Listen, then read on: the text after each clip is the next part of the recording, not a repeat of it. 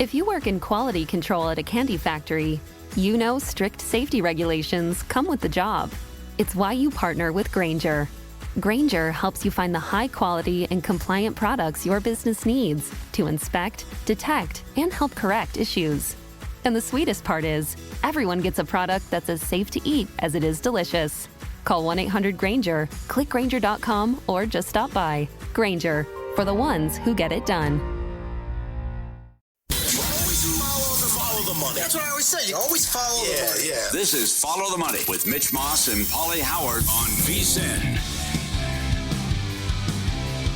Here we go. Welcome into the program. It is Follow the Money on VSiN, the sports betting network. Watching the show today, we appreciate it. For those of you on YouTube TV right now, listening on Sirius XM channel 158, and either option there on the VSiN Watch app as well. Big show lined up today.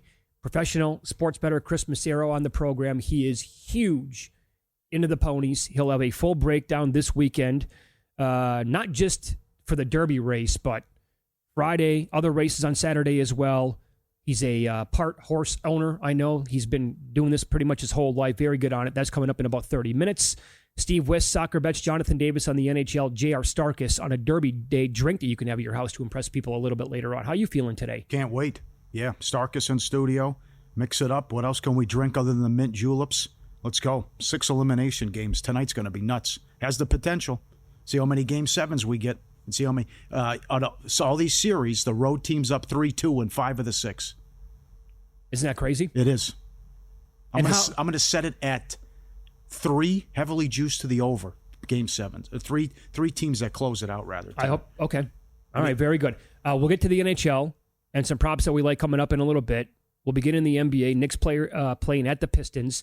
Pistons small favorites here at home. And when you go back and look at what the previous numbers were like when these two teams played in Detroit earlier in the series, Game 3, the Knicks were -1.5. Total was 216.5, Pauly. New York won that game by 2. It flew over the total. Game 4 in Detroit. Yeah. In theory, right, Pistons had to have it. They got bumped up to a 2.5-point favorite. Total was 217. Dead under. Knicks won. A lot of people think the Pistons got screwed at the end of that game. Then Game 5 in New York, Knicks were 5.5. Total was down to 214. Pistons won, stayed under. And so now tonight, Pistons small favorites, and the total ticked down yet again. Here's a question. In this very important game, and I would say that maybe that Game 3 was an outlier in terms of how many points were scored overall. Yeah. Have we adjusted enough to the total here? No. I mean, the Knicks are 26th in pace. And this has been a physical series. Boy, you're not kidding. I mean, the stuff down low and the battling and fatigue makes a coward of us all, too. So you got the short turnaround on top of it. A hardcore Knicks fan reached out and said there is no way Detroit's going in there and winning Game 7. But Bickerstaff was on that Houston team, or the Houston staff, rather, that came back to beat L.A. down 3-1. The home team has lost 4 in a row, and we know Detroit has lost 9 straight playoff games. But it's going to be rocking tonight, but we know Brunson's hurt, and he said he did a horrible job in the last game getting everyone else involved, in which they could not do, and they were stagnant offensively. So it's on him to get people involved, and also who's going to be aggressive here for the Knicks. Cat's got to be aggressive. Can I get? They're at their best when all these guys chip in and score. The problem, they had a lot of that in the last game, but Brunson was 4 of 16. Yeah. So banged up with all these injuries, I think he has to facilitate and get other guys involved tonight from the get-go, especially Cat. So, okay, there you go. There's the guy. There's the key guy I wanted to talk about here. I went to war with him in the previous game, Game 5, after he had 2 terrific games in a row, scoring the ball, and also shooting it from downtown. He did not have the same thing happen in Game 5, where, again, his usage rate, when you look at it right now in the playoffs, is at 19.4%. That is down from 25+% in the regular season. They have to get him involved more, specifically here. So when Brunson's talking about that, this is why you went out and got him, right? And your offense turned into like it was borderline elite for a long time this year with how good you were. He was a major reason why. Mm-hmm. So I think I have to go back to battle with him tonight, even though I lost those 3-point props in the previous game. He did make 2, but I had out props. Thibodeau has to know at this point that he's got to be a major factor here offensively. That's why I like Brunson under 2.5 made threes as well. Got to get him involved. And would you look at Brunson assists as well? Yeah, that's not bad. He's got a high point prop, though, again, as well. But it's not like Detroit has a great defense. They should be getting what they want offensively because they have so many weapons. So what we envision this would look like when they made the big trade and acquired Bridges and Cadden. I don't think early on it was that way. They were scoring and couldn't stop anybody. But certainly I thought they'd be better offensively, and that hasn't been the case. And the other thing is that the series price, no matter what happens tonight, was out of whack. I mean, the Knicks couldn't be a $4 favorite. Oh, no. Based on how close these games have been the whole way in the whole series. And it tells you tonight that Detroit's a favorite to send it back to New York. Well, and also, like the way the series is played out, this is a $4 favorite, and I can say this one more time because I absolutely mean it, and I think it's pretty true. The Pistons easily could have won this series in 5 games already. Mm-hmm. Hell, they could have swept them. A couple more things go their way. They get the call at the end of the other game where it was game 4, did not happen. Very close in game 3. They were outscored. They were, I thought, the better team for 3 full quarters in game 1, and they were outscored by 19 points to lose that game by double digits. So overall, they have played this team exceedingly well. And I like them. I do like them tonight. I like the Pistons in this game. Well, why the hot starts on the road but not at home? That's a terrific question. Backwards, right? And why is Cat playing so well on the road? Yep. But not at home. Don't know. I want to play Duren rebounds over. It's too rich though. It's getting high. It's up to 12.5. I do like Cade Cunningham to have the most points, rebounds, and assists in the game at $1.15. Now he'll fill up the stat sheet tonight. He will. So for sure. I have no problems with laying the $1.15 with Cade getting that done. Yeah. So my official bet here is Cat over 2.5 made threes at 2-1. Okay. All right. I'll go Brunson under 2.5. All right. Sounds good. Now we also agree that this series price and this line is out of whack as well. So game 3 was a fluke what the Clippers did, right? To bury them and take them out like this. But also this doesn't make sense. And I know you see here where it's 6.5, 7 point spread, and even though they're coming off a home loss, but they have a top 3 defense, and Denver was 21st in defense. Yet they lead the series, and now we got bad Harden showing up, and the Clippers season on the line tonight.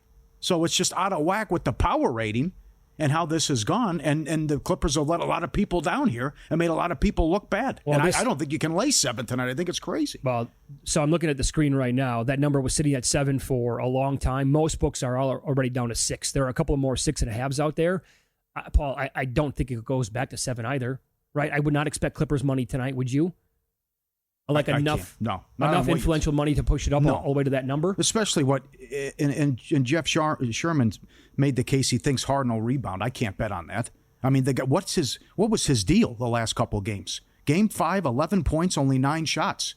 So as much as we hit on Cat, this guy's got to be aggressive, and this guy has got to attack and actually shoot threes. And you can't get outplayed by Brown.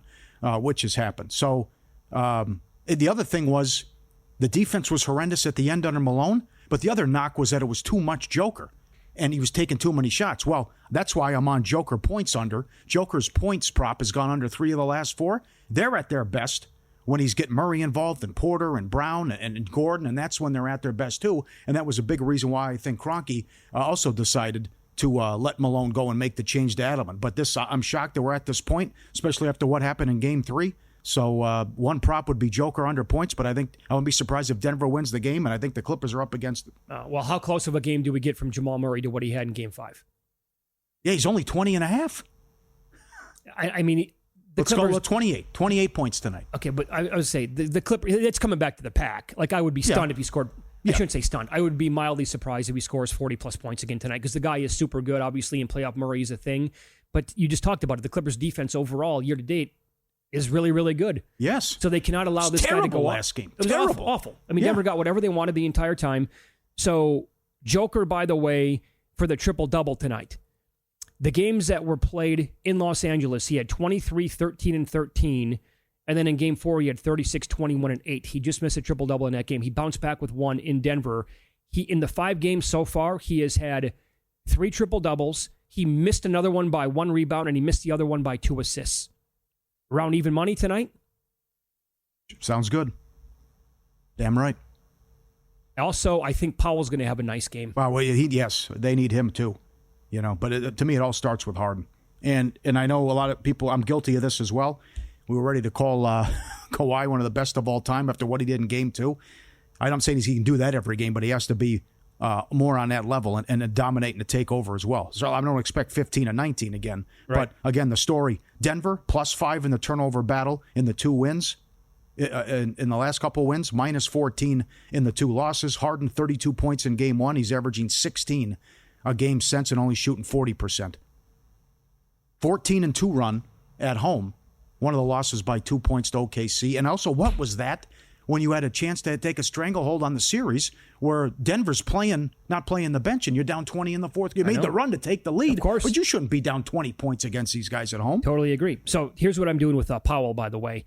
I think some people might look at the points. I'll look at 3-pointers. I go back to the games that were played in LA already.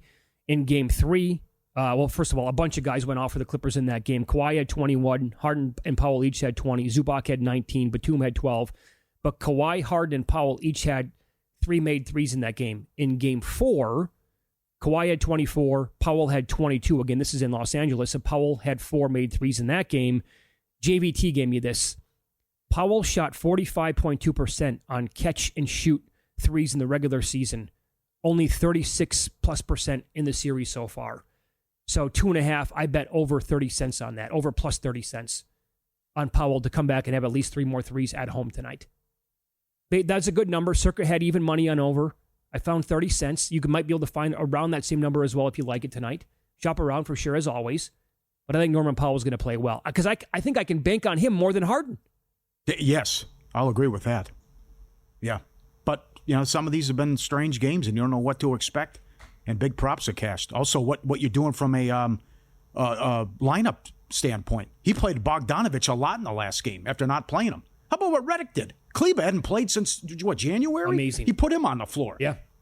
And then you see the Rockets go up-tempo, and they look like the 2017 Warriors offensively. They hit him right away and never look back for the most part. It's a good move. Yeah. Like a couple things. Murray's very good, obviously. I don't think he's going to play like that again in this series. Gobert will not put up a game like that again.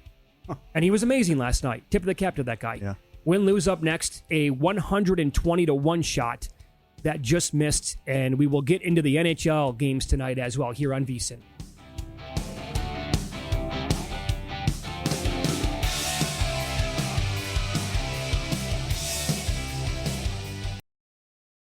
If your job at a healthcare facility includes disinfecting against viruses, you know prevention is the best medicine. And maintaining healthy spaces starts with a healthy cleaning routine. Grainger's world-class supply chain helps ensure you have the quality products you need when you need them. From disinfectants and cleaning supplies to personal protective equipment, so you can help deliver a clean bill of health. Call 1-800-GRAINGER, click Grainger.com, or just stop by. Grainger, for the ones who get it done.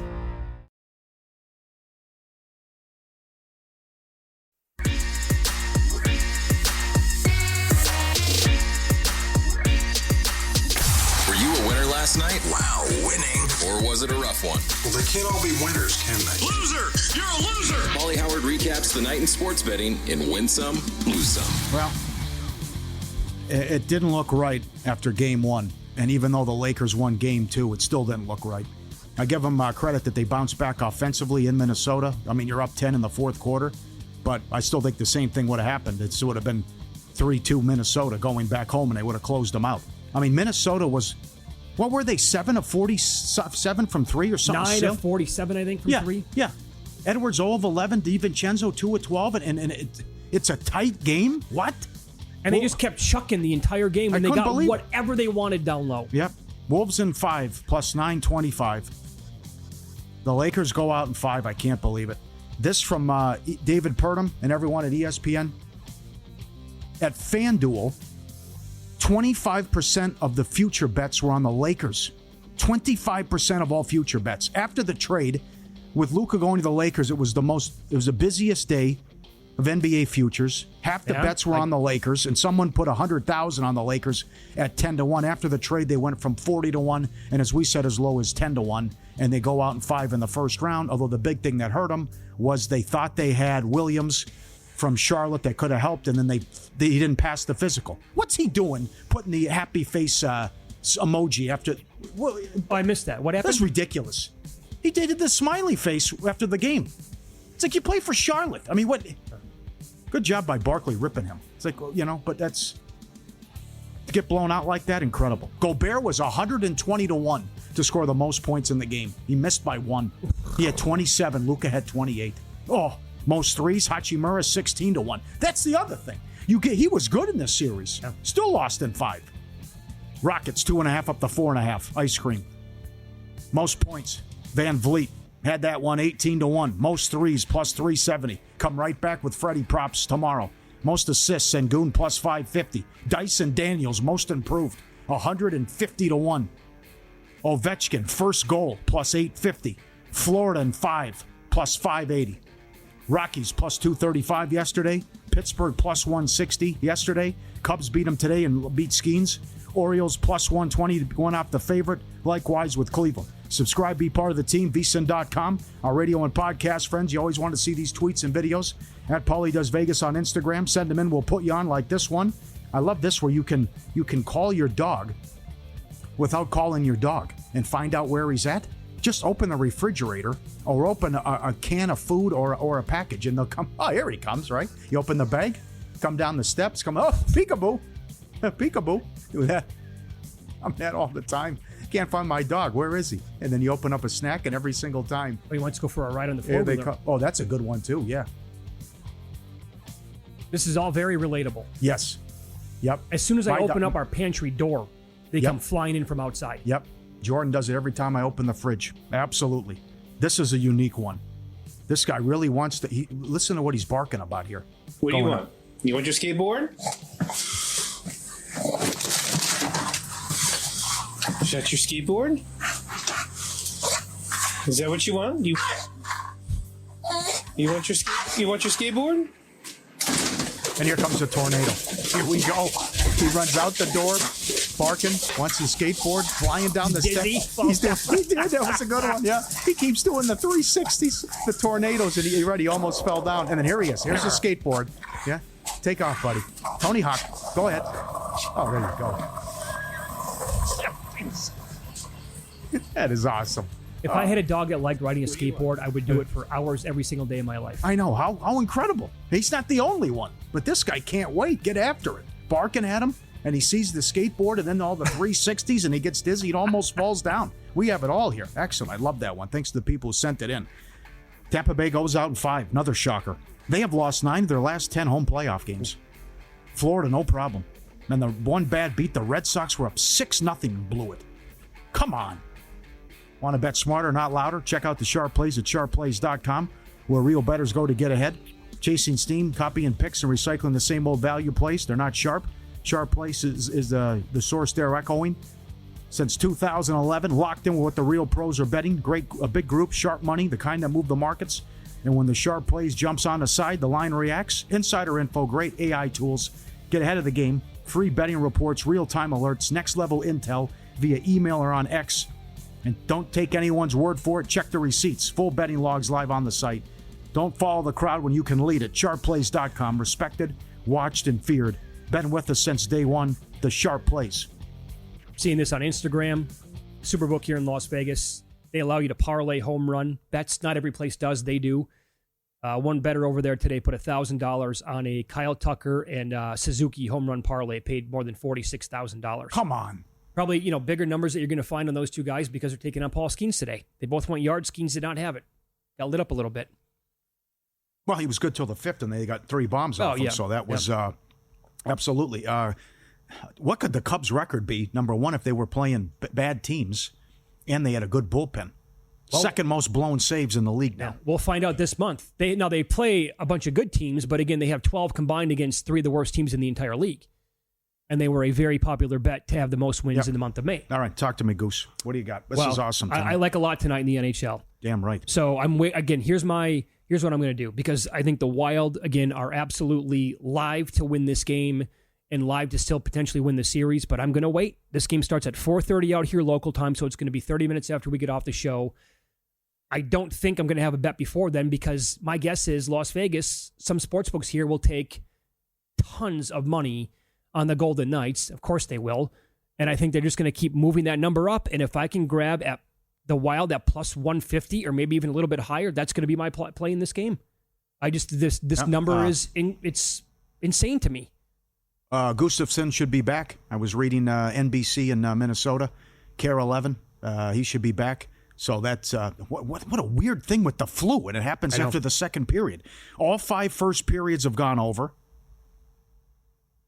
I like Stone over shots on goal, 1.5 minus 170. Mm-hmm. Yep, and we'll see if your guy Eichel can do something tonight as well. But I number one, I think the price is outrageous, not only tonight, but also for the series, and you can grab plus 540 on Minnesota. I think it's mispriced, and all these games have been close. Mm-hmm. So right back with the first period over. I don't mind goal in the first 10. I will point out 5 of the last 7 games, we've had an empty net goal, too. So that's big as well, because you're talking about every game here where could be elimination. Yeah. And again, when the goalie comes, was it Tampa?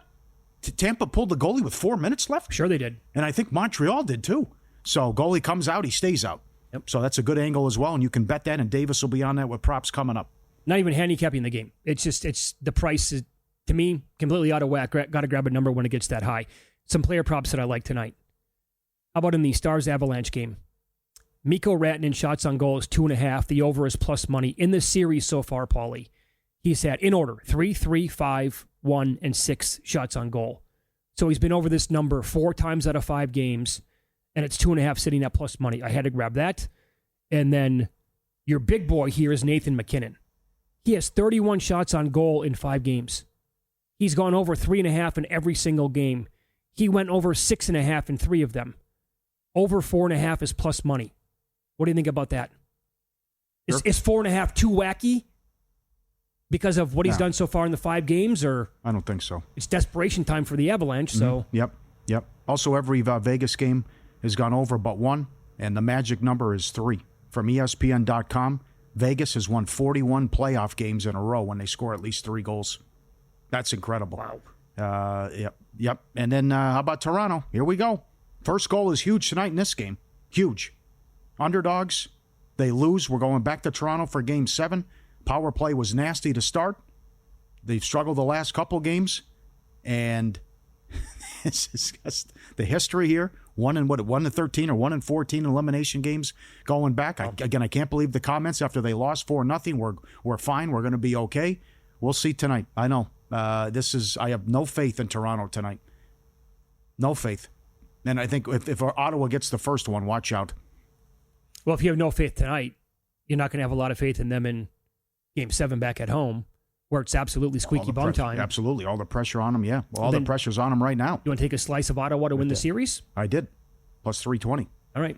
You could also do a rollover parlay, too. Yeah, probably. Yeah. But what is it now? What are they, $1.20, $1.15 tonight? Yeah. Yep. This is unfortunate.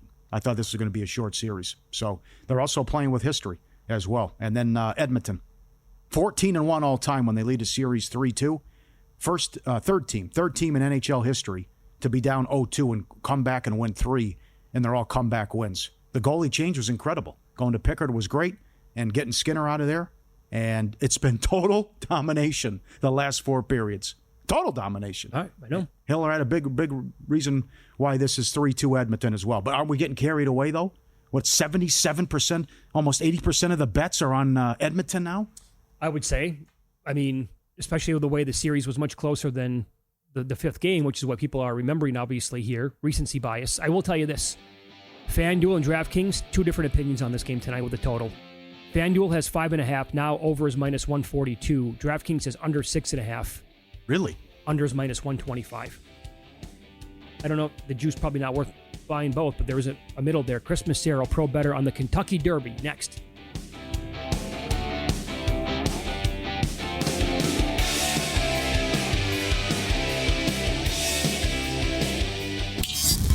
This is Follow the Money on VSiN.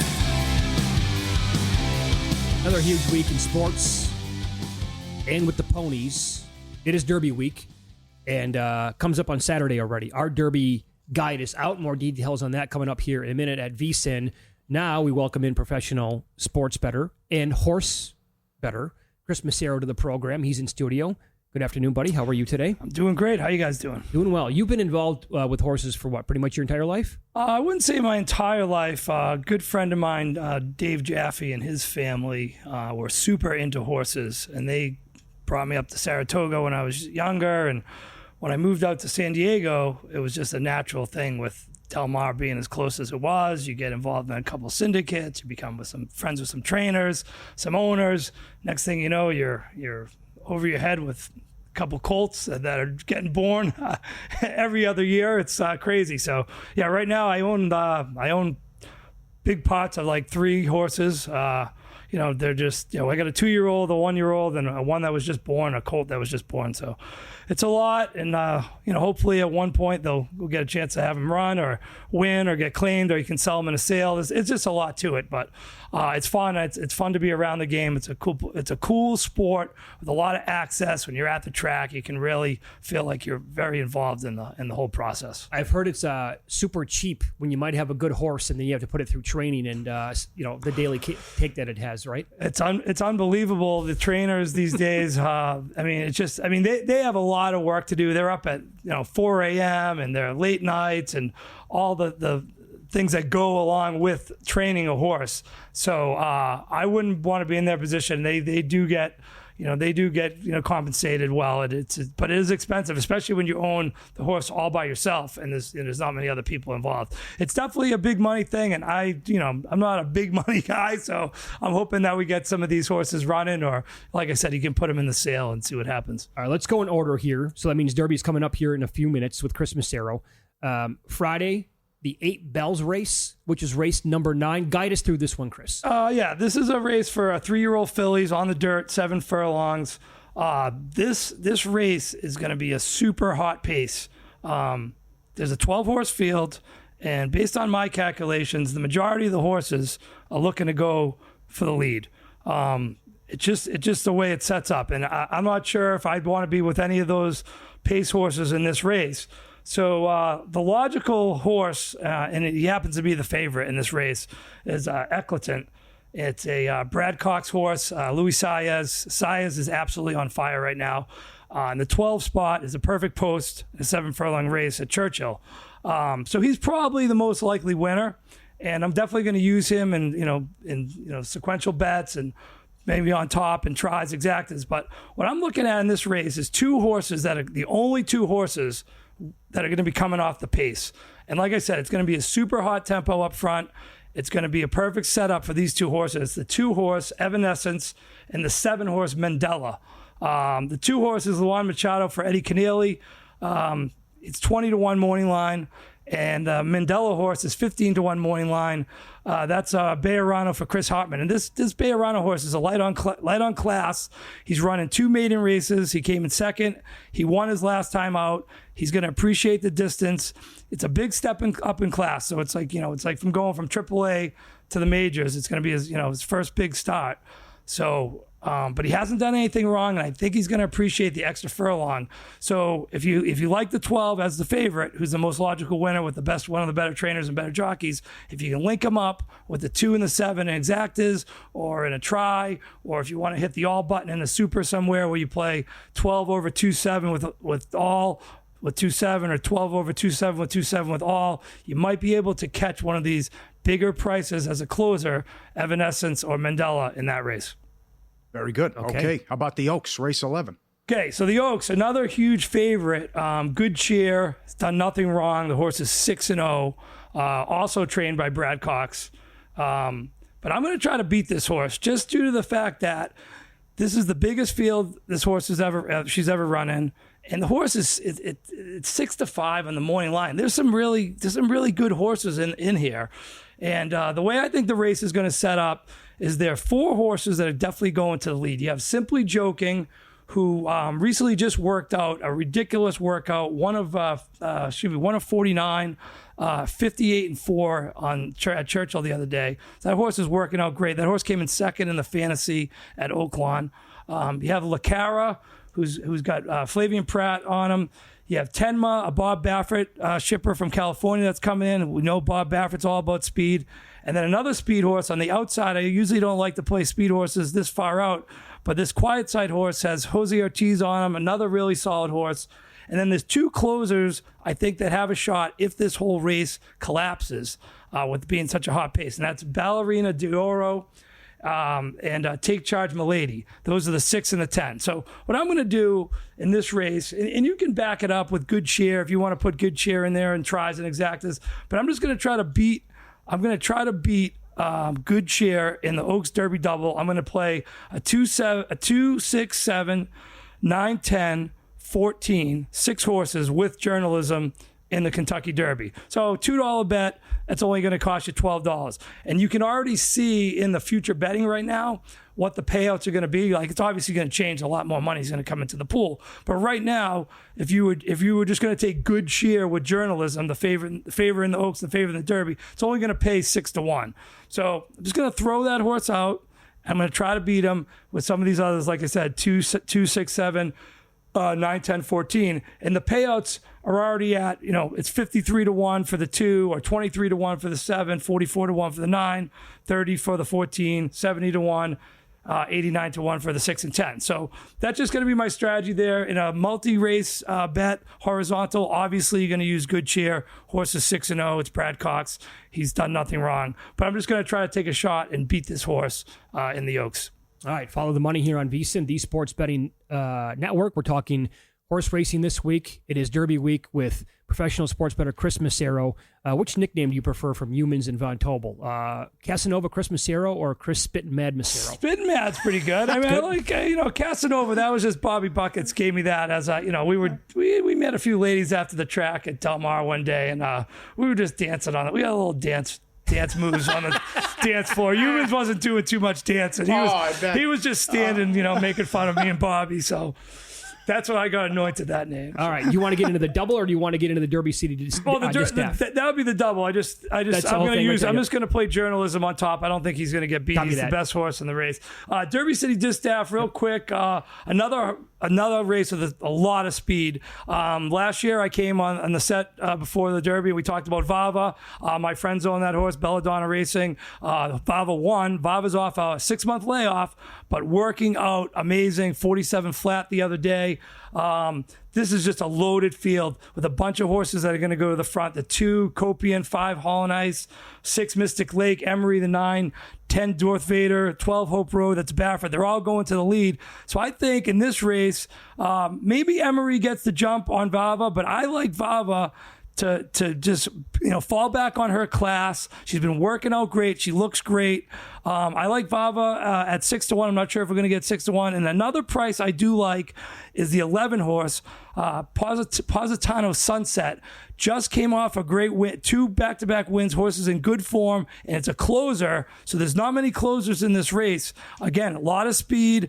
I think Vava sits mid-pack, but I think Positano Sunset, the 11, has a shot at a big price, 12-1, to maybe swoop the field and get there on the money. Okay, so you're going to stick around for another segment here. Let's hold on to your Derby bets. Okay. And exactly like your best advice for what you want to do, and the audience maybe getting involved on Saturday as well. Can I ask you this, though? Give me a horse or 2 for the Derby that you've already drawn a line through. Like you want nothing to do with them.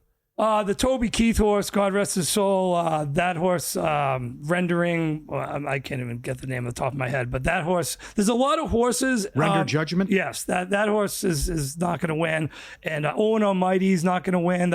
There's a lot of horses, but once you qualify, which is an interesting story. Just I'll throw back on this. I was at Gulfstream last year when Jason Worth and the connections with Dornock won.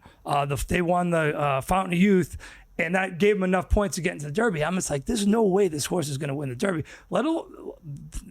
Fast forward, it ended up winning the Belmont, which is completely crazy, but because they ran at a different distance. But I'm like, there's no way this horse is going to win the Derby. But they're like, we're going to the Derby. We're going to the Derby. We don't care. We're going to the Derby. So a lot of these ownership groups, even though they really have no chance to win, this is the opportunity of a lifetime. You're going to the Derby with all your friends, and the horse is a Derby horse. But Owen Almighty and the Rendering Judgment horse, I just don't think have any shot. Those are 2 I'm definitely drawing a line through. All right, very good. Our Derby guide's out. It's phenomenal, whether you're placing your first bet or whether you're playing the ponies for years. The VSiN Kentucky Derby betting guide, everything you need to get ahead on Derby Day.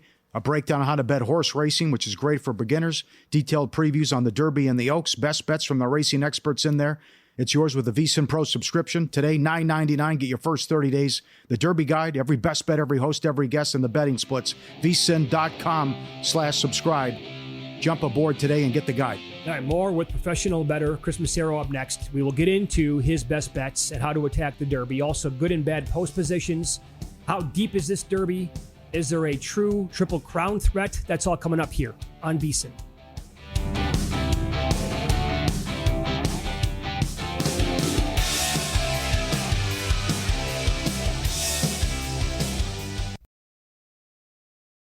If your job at a healthcare facility includes disinfecting against viruses, you know prevention is the best medicine. And maintaining healthy spaces starts with a healthy cleaning routine. Grainger's world-class supply chain helps ensure you have the quality products you need when you need them. From disinfectants and cleaning supplies to personal protective equipment, so you can help deliver a clean bill of health. Call 1-800-GRAINGER, click Grainger.com, or just stop by. Grainger, for the ones who get it done.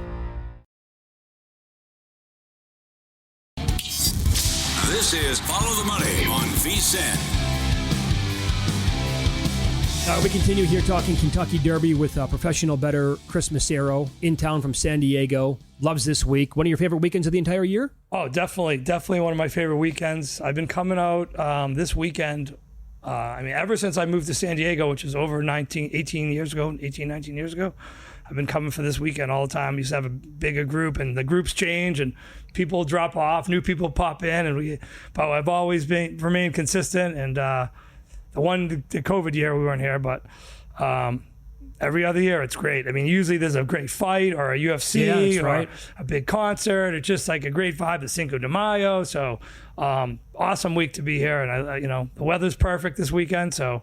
It's finally warmed up a little bit, It's been a little chilly. You'll sit at a book tomorrow and Saturday and bet the races all day long. I think Davey over at and Jennifer over at the Wynn. I'll be there at 7:30 a.m. tomorrow. Really? And John Murray over at Westgate on Saturday. I'll be there just as early. We got a nice little setup. You guys are more than welcome to come by, and hopefully we'll have some winners. How deep is the Derby this year? Like how many horses have, in your opinion, a realistic chance to win this thing?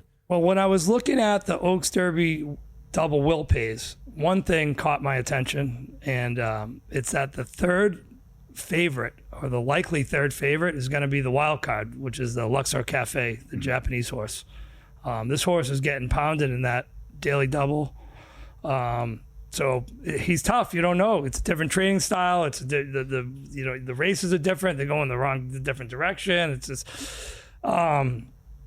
I don't know. I was huge on Forever Young last year, and if it wasn't for the trip, he would have won, I think, kind of easily, but he got third. So I'm not sure how deep it is. I think Journalism is by far and away the best horse. I'm not sure. I'm not sure. I mean, if it rains, who knows? Because none of these horses there hasn't been any preps there was rain this year. You don't agree with that? So. You don't think Journalism's... Oh, no, I do, but he said by far and away. Yeah, I just think he's by far and away the best. He looks great. He has a great running style. He has the perfect post. He's going to sit mid-pack or closer to the second pack. And there's so much speed. They got, you have the two Bafferts, the 1 and the 4, Citizen Bull and Rodriguez that are going to the front. It's Baffert. Rodriguez scares me a little bit more. Just because he had such a good effort in the Wood, and he's got Mike Smith, the oldest guy to win a Derby, and he can keep adding to that because the guy is he's endless. He's just in great condition, and I think Mike's 58 or 59. He's just you see him, he looks awesome. He's such a great guy, and he could definitely do it. He can get loose on the lead. Maybe if there's a little moisture in the track, maybe there's a little rain, you get out there. But I'm just telling you, the 8 spot is a great spot to be. The 7 spot is a great spot to be too. In the last few years, you've had Justify win from the 7. You had Medina Spirit win from the 8, got disqualified, and the horse that got second was Mandaloon, who was the 7 spot. So 7 and 8 are right where you want to be. Journalism's in the 8 spot. There is going to be a super hot pace, so that could lead to the Sandman or Sovereignty, the 2 big closers, to come chase him down. So I think the race... It sets up, obviously, for Journalism. He's the favorite. But then you have the 2 Bafferts who are going to go to the lead, huge pace presence. Then you have the mid-pack contender, this Burnham Square, who everyone, kind of shrugs off, but kind of keeps on chugging away and keeps upsetting people. And he's having a great spring. And he's ridden by Brian Hernandez, who they always say Brian gives you an extra length at Churchill, as we saw last year when he won with Mystic Dan. Crazy rail skim and ride. And then you have the wild card Luxor Cafe. You have the 2 closers that have an opportunity, Sovereignty and Sandman. And then there's one bomb that I really like, who ran wide throughout the first turn and the second turn in the Wood, but kept on going, had a lot of grit. It's that Grande.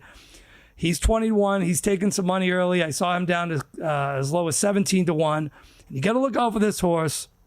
It's Johnny V. It's John Velasquez. It's owned by Rapoli, Mike Rapoli Stables, biggest outfit in the country. And it's Todd Pletcher. I mean, Todd Pletcher doesn't have a great percentage, but he's won the Derby before. He's one of the best trainers in the country.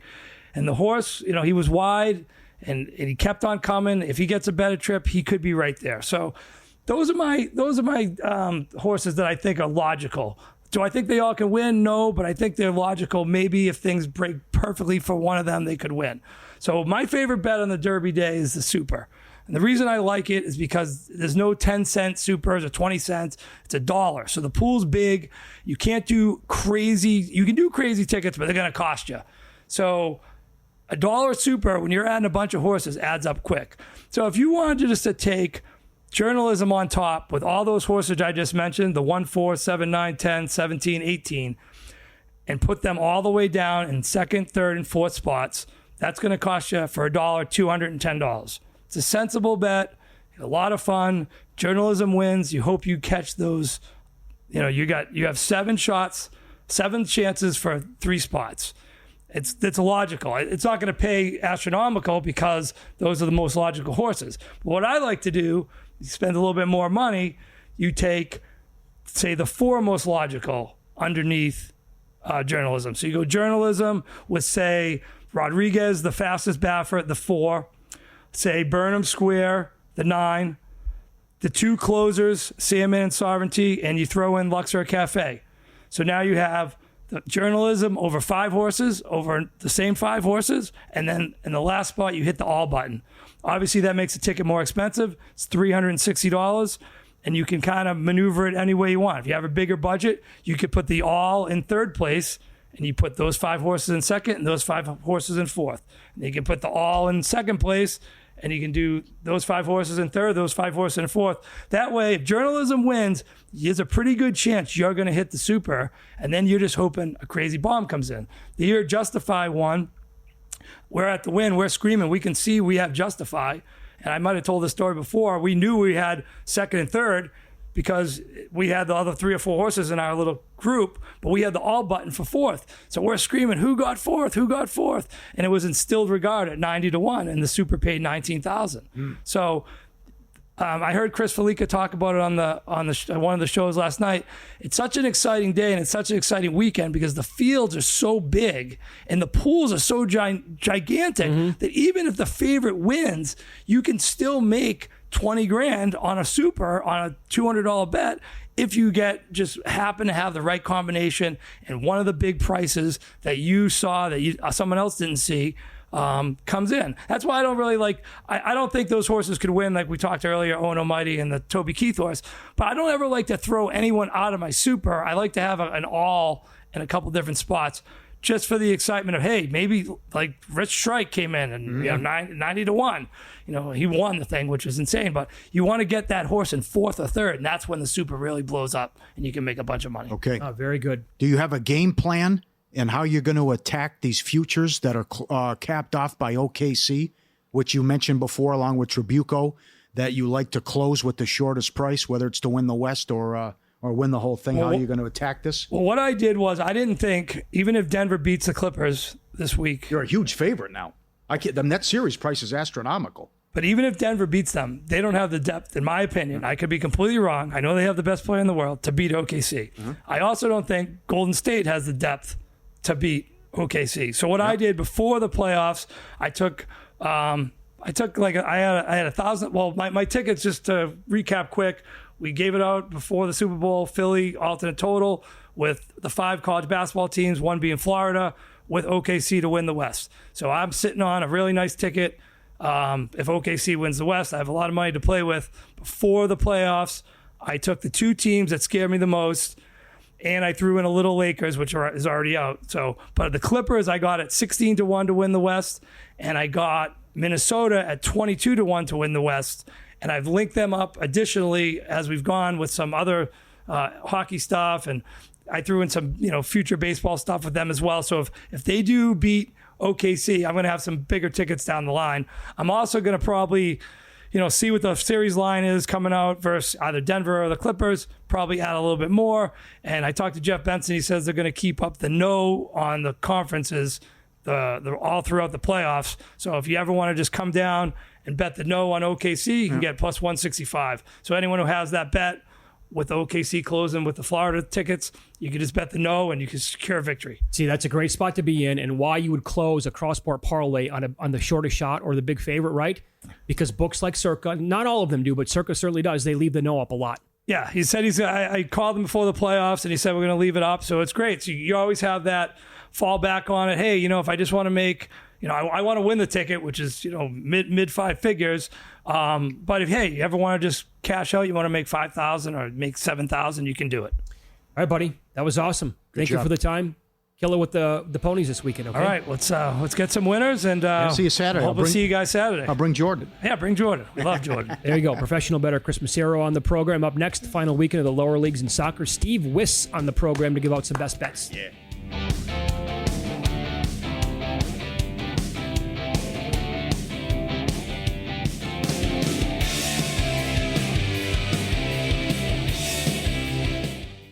For the ones who get it done, the most important part is the one you need now.